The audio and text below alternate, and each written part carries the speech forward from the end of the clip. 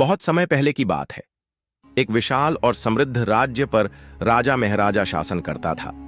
वह पराक्रमी, बुद्धिमान और अपनी प्रजा से प्रेम करने वाला शासक था। उसके महल में सोने चांदी की दीवारें, हीरे जवाहरातों से जड़े दरवाजे और चारों ओर हरियाली से भरे बाग थे। लेकिन जितना भव्य उसका राजमहल था, उतना ही अकेला उसका हृदय।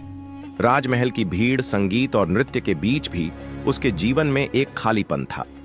राजा अक्सर रात के समय अपने महल की बालकनी पर खड़ा होकर चांदनी को निहारता। चांद से वह अपने दिल की बातें करता।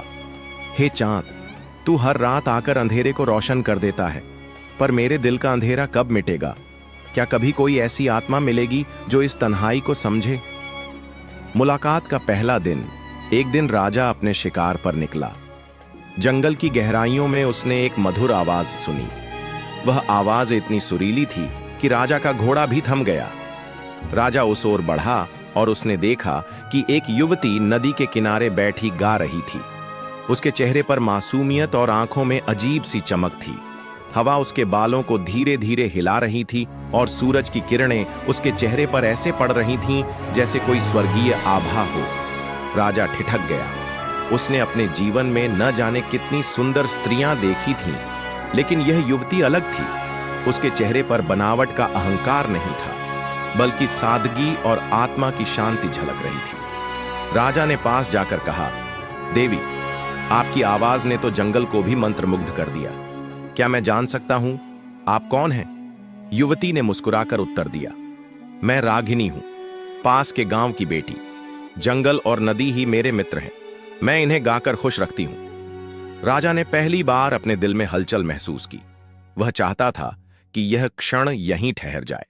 प्रेम की शुरुआत राजा रोज बहाने बनाकर उसी जंगल में जाने लगा। कभी वह शिकार का बहाना करता, कभी घुड़सवारी का, और हर बार वह रागिनी से मिलता। दोनों घंटों बातें करते, कभी सपनों की, कभी जीवन की सच्चाइयों की। रागिनी को पता नहीं था कि यह युवक उसका राजा है। उसके वस्त्र सादे होते और वह अपने असली परिचय को छिपाकर उससे मिलता। उसे डर था कि अगर रागिनी को सच पता चला तो शायद वह उससे दूरी बना ले। धीरे धीरे उनके बीच गहरा संबंध बन गया।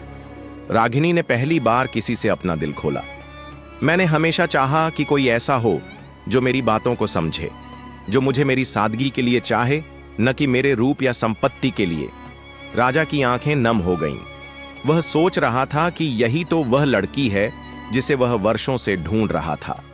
सच का सामना, लेकिन झूठ ज्यादा समय तक छिपा नहीं रहता। एक दिन गांव में यह खबर फैल गई कि स्वयं राजा अक्सर जंगल में किसी युवती से मिलने आते हैं। रागिनी यह सुनकर स्तब्ध रह गई। उसने राजा से पूछा, क्या यह सच है? आप ही राजा महाराजा हैं? राजा ने सिर झुका लिया। हां रागिनी, मैं ही राजा हूं। मैंने अपना परिचय छिपाया क्योंकि मैं तुम्हारा दिल जीतना चाहता था, तुम्हें डराना नहीं। रागिनी की आंखों से आंसू बहने लगे। आपने मुझसे सच क्यों छिपाया? अगर मैं जानती कि आप राजा हैं तो शायद मैं आपसे इतनी नजदीकियां नहीं बढ़ाती। अब मेरा दिल उलझन में है। मैं आपसे प्रेम करती हूं या आपके पद से भयभीत हूं, समझ नहीं पा रही। संघर्ष और प्रजा का विरोध।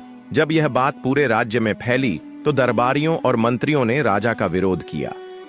महाराज, यह उचित नहीं है कि आप एक साधारण गांव की लड़की से विवाह करें। आपके लिए योग्य राजकुमारी का हाथ मांगने कई राज्य तैयार हैं। लेकिन राजा अपने निर्णय पर अडिग था। उसने कहा, प्रेम को ऊंच नीच से नहीं तोला जा सकता। रागिनी मेरे हृदय की रानी है और वही मेरे जीवन की महारानी बनेगी। प्रजा भी दो हिस्सों में बंट गई। कुछ लोग कहते, हमारी रानी राजघराने से होनी चाहिए, और कुछ कहते, अगर रागिनी सच्चे दिल से राजा को चाहे तो वही उपयुक्त है। रागिनी की परीक्षा। रागिनी ने यह सब सुना और बहुत दुखी हुई। वह नहीं चाहती थी कि उसकी वजह से राज्य में बगावत हो। उसने राजा से कहा, महाराज, मैं आपसे प्रेम करती हूं, लेकिन मैं आपकी प्रजा को दुख में नहीं देख सकती। अगर मेरा होना आपके राज्य के लिए बोझ है तो मैं पीछे हट जाऊंगी। राजा ने दृढ़ स्वर में कहा, नहीं रागिनी, अगर तुम्हें खो दिया तो मेरा राज्य, मेरा ताज सब व्यर्थ है। मैं जनता को समझाऊंगा कि रानी का मूल्य उसके दिल से होता है, वंश से नहीं। प्रेम की विजय। राजा ने एक सभा बुलाई और पूरे राज्य के सामने खड़े होकर कहा, प्रजाजनों, आप सब मेरे परिवार जैसे हैं। आज मैं आपसे अपनी सबसे बड़ी खुशी बांटना चाहता हूं। मैं रागिनी से विवाह करूंगा। उसने मुझे सिखाया कि सच्चा सुख केवल महलों और खजानों से नहीं, बल्कि एक सच्चे साथी से मिलता है। अगर आप मेरी खुशी में शामिल होंगे तो मेरा जीवन सफल होगा। राजा की बातें सुनकर कई लोगों की आंखें भर आईं। प्रजा धीरे धीरे मान गई। उन्होंने देखा कि उनका राजा केवल सत्ता का नहीं, बल्कि दिल का भी सच्चा है। विवाह और सुखद अंत। कुछ दिनों बाद पूरे राज्य में भव्य विवाह हुआ। सोने की झालरों से महल सजा, ढोल नगाड़ों की गूंज से आसमान भर गया। लेकिन सबसे चमकदार चीज थी रागिनी की सादगी भरी मुस्कान। विवाह के बाद रागिनी